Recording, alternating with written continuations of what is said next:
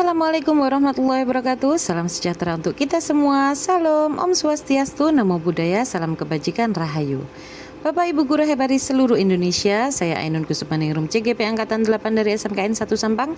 Kali ini akan memaparkan tentang koneksi antar materi pembelajaran berdiferensiasi pada modul 2.1.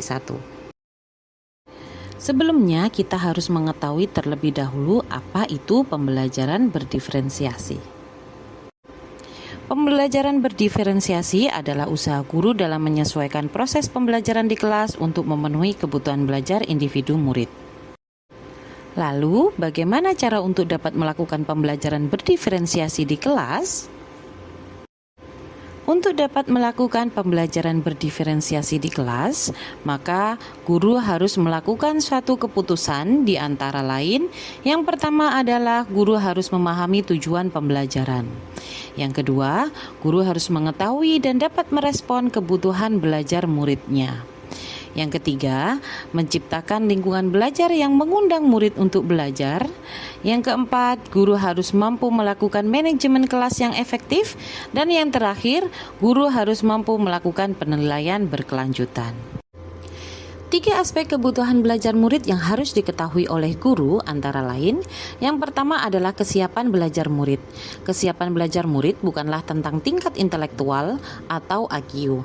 Namun, tujuan melakukan identifikasi atau pemetaan kebutuhan belajar murid berdasarkan tingkat kesiapan belajar adalah untuk memodifikasi tingkat kesulitan pada bahan pembelajaran, sehingga dipastikan murid terpenuhi kebutuhan belajarnya. Yang kedua adalah minat murid. Minat sebenarnya dapat kita lihat dalam 2 perspektif, yaitu minat situasional dan minat individu. Minat situasional ini dimiliki oleh siswa karena guru dapat menyajikan proses pembelajaran yang menarik, sehingga siswa memiliki minat untuk belajar. Dan minat individu sendiri adalah kecintaan atau kesukaan murid terhadap suatu mata pelajaran atau materi tertentu. Yang ketiga adalah profil belajar murid. Profil belajar murid ini terdiri dari preferensi terhadap lingkungan belajar, pengaruh budaya di mana ada siswa yang santai, terstruktur, pendiam, ekspresif, personal, impersonal. Preferensi berikutnya yaitu preferensi gaya belajar. Ada siswa yang memiliki gaya belajar visual, auditori, dan juga kinestetik. Pada aspek kesiapan belajar murid, mengharuskan guru untuk menilai pengetahuan awal dan menentukan apa yang telah murid ketahui dan di mana kemampuan murid berada. Selanjutnya, pada aspek minat murid, guru harus memahami bahwa minat setiap anak pasti berbeda-beda. Minat adalah salah satu motivator penting bagi murid untuk terlibat aktif dalam proses pembelajaran. Aspek yang berikutnya yaitu aspek profil belajar murid.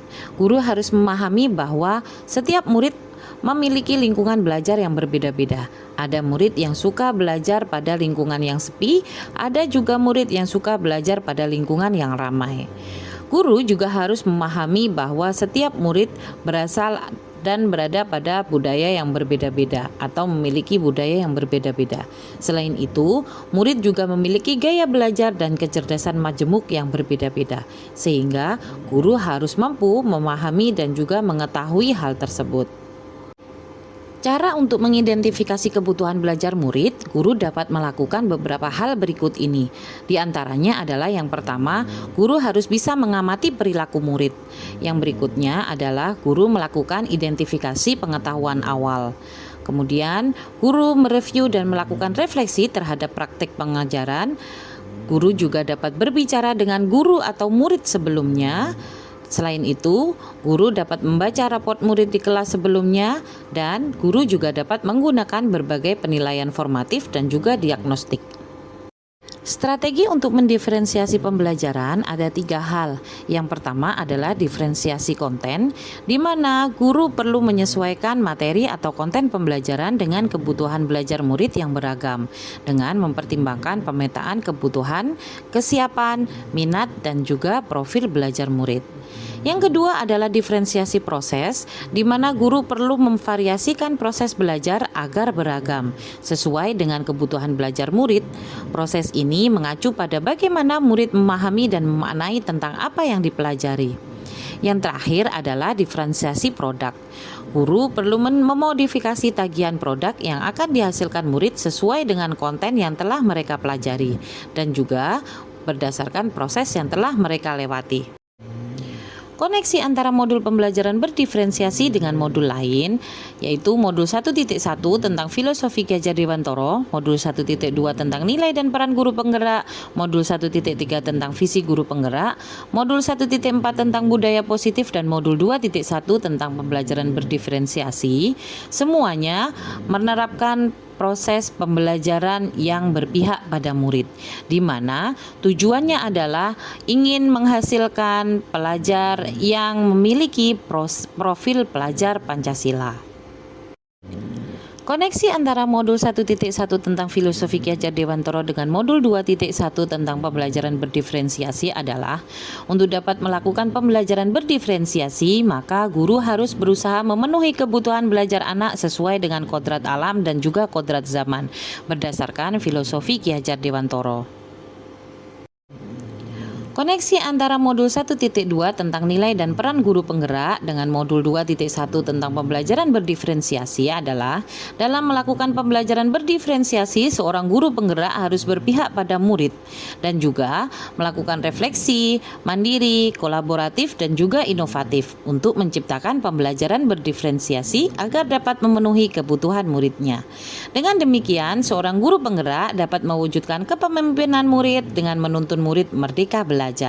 Hal ini sesuai dengan nilai dan peran guru penggerak. Koneksi antara modul 1.3 tentang visi guru penggerak dan modul 2.1 tentang pembelajaran berdiferensiasi adalah pembelajaran berdiferensiasi dapat menjadi salah satu strategi untuk mewujudkan visi guru penggerak dengan berpihak pada murid dan menggunakan tahapan bagja.